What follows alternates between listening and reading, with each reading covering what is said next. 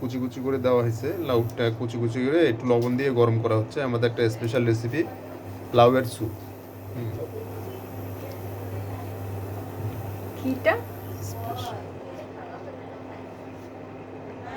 লাউ থেকে পানিটা ছেঁকে নিয়ে এখন ব্লেন্ডারে দিলাম।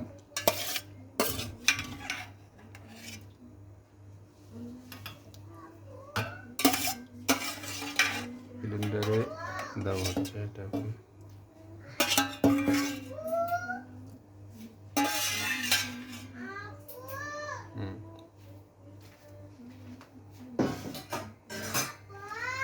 আদা দিলাম,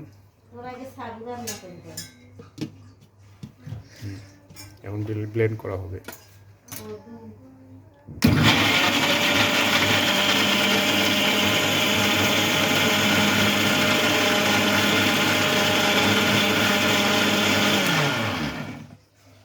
আরেকটু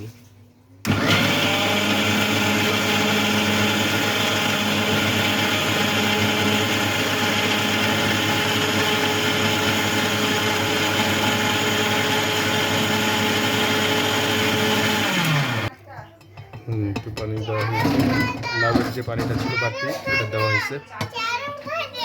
এখন আমরা এটা স্যুপ হিসেবে ঢালি নিব।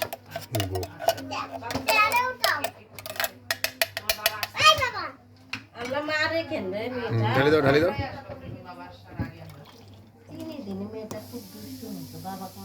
গুড, হয়ে গেল লাউয়ের স্যুপ।